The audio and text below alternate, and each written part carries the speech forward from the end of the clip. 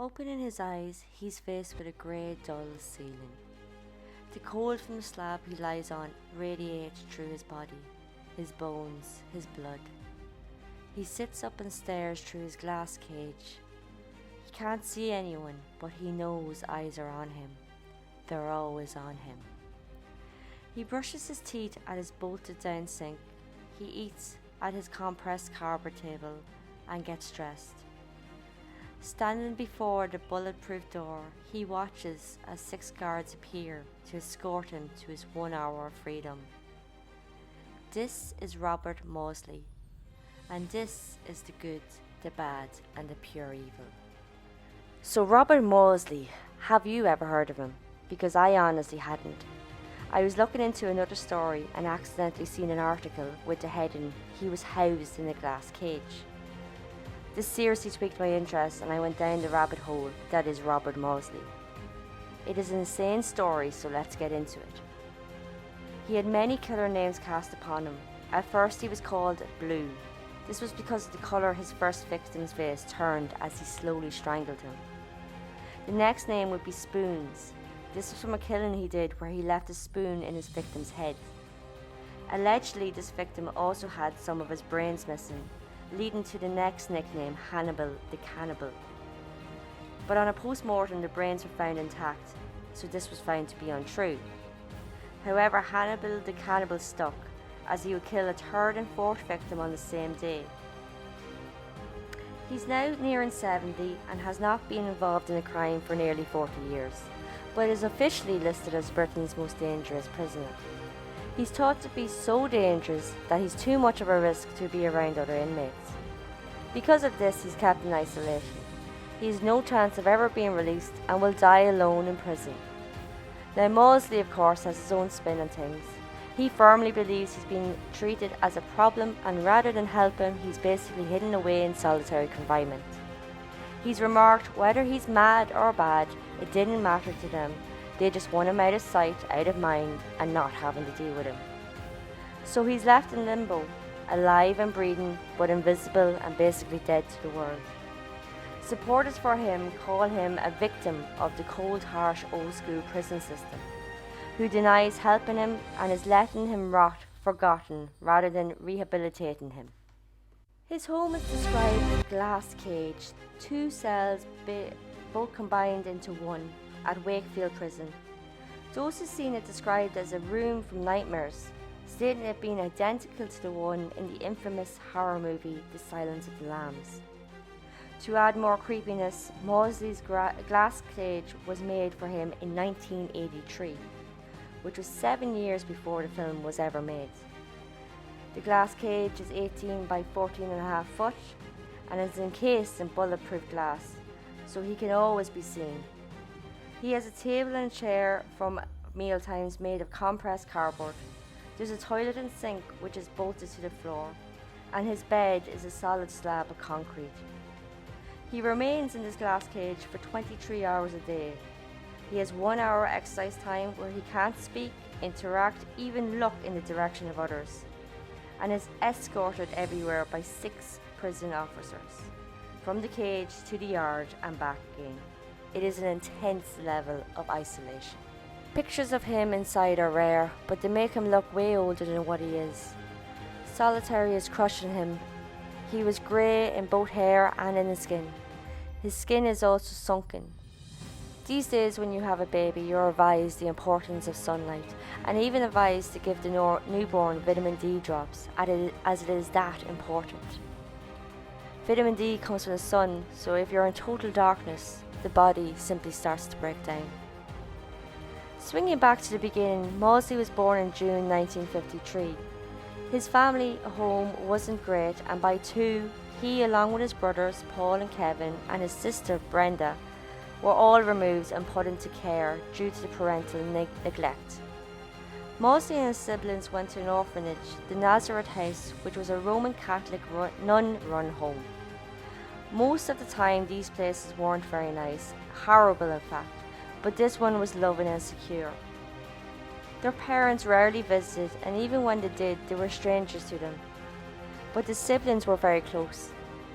Years ticked by, their parents had 8 more children, and eventually they came and took the 4 in care back. You'd think by then the parents would have learned something, and this time would be better, but it wasn't. It was far from it. It was worse, filled with horrific physical abuse to all the kids, especially Robert. The parents would pick on each child, beating them and locking them away in their rooms. But Robert was the number one target. He alleged that he once was locked in a room for 6 months. His parents would come in only to beat him, sometimes 6 times a day. And he was hit with rods, sticks, and even once threatened with a rifle. Social services would step in once again, and Maudsley was removed and placed into foster care. When his father was asked where Robert was, his father would claim that he was dead. Maudsley bounced from foster home to foster home, eventually running away, ending up in London at age 16. Seeking escape from his demons, he developed a drug habit and would attempt suicide multiple times, which would land him in a psychiatric hospitals. While in these hospitals, he would tell doctors over and over that voices in his head were encouraging him to kill. They were encouraging him to kill those who harmed him, meaning his parents. With his drug habit, he needed money, so he became a rent boy. In 1973, Maudsley would commit his first murder. John Farrell would pick Maudsley up for some sexy time, and during this fumble, Farrell showed Maudsley some horrific photos, which triggered memories from Maudsley's childhood, which sent him into a rage, and he ended up strangling Farrell. A trial would happen, and Maudsley was declared unfit. He was sent to Broadmoor Hospital for the criminally insane, where he stayed for about 3 years. The next murder would happen in 1977. While in this hospital, he and another patient took a third patient hostage. The hostage was a known paedophile. They locked themselves in a cell and barricaded the door. For hours they tortured him over and over, until the hostage ended with him being strangled. When they were done, they held the body up to the spy hatch to show the guards he was dead. The guards reported when they entered the room, the victim's head was cracked open like an egg, with a spoon sticking out of his head. Apparently, a piece of his brain was also missing. Although this was found untrue with a post-mortem, the brain was recorded as being intact. Now, he committed the second murder while in criminally insane hospital, but was declared fit for trial. He was convicted of manslaughter and was sent to Wakefield Prison, which has a lovely welcoming nickname known as the Monster Mansion. Word spread of Maudsley's murders before he arrived at the prison, and he became known as Cannibal or Brain Eater. His killing wasn't over just yet. Within weeks of entering Wakefield, he would kill again. So on the day of the third and fourth killings, Maudsley lured Slaney Darwood to his cell. He'd slit his throat and hide the body under the bed. Roaming about, he tried again and again to lure more people into his cell. Those he approached later described madness being in him, so they avoided any alone time with him. He continued to ramble until he snuck into the cell of Bill Roberts. Bill was lying on his bed when Maudsley came in. He immediately started to attack Bill with a makeshift knife, particularly around Bill's head. After this, Maudsley left the cell, walked into the wing of the office, and placed the homemade knife on the guard's desk.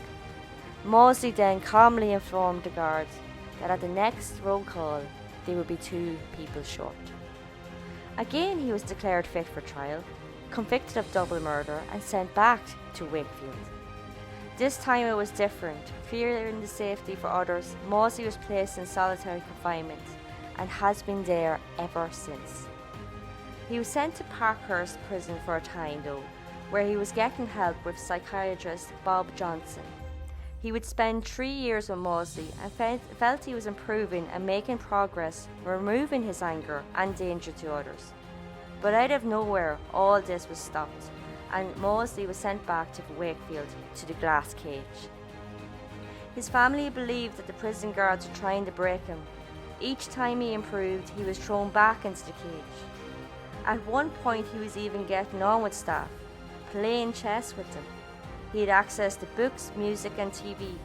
He was given a taste of normalcy only to have it all ripped away. His brothers believed his troubles always stemmed from being locked away as a child, and doing this over and over again to him as an adult was just torturing him and bringing up old trauma. In March 2000, Maudsley unsuccessfully pleaded for terms of his solitary confinement. He was requesting a relaxation or for him to be allowed to die by taking a cyanide capsule. When refused, he went on to ask for a pet budgie, I guess for company, but this also was denied. Maudsley is unique among serial killers because it's believed he was driven to do terrible acts by very real demons from his youth. Maudsley firmly believes if he had killed his parents in 1970, he wouldn't have gone on to kill the others, and he would have served his time and be living a free life right now. Thanks for listening. Next time I'll be talking about the amazing Wright brothers and their aviation achievements. This has been The Good, the Bad and the Pure Evil. Until next time.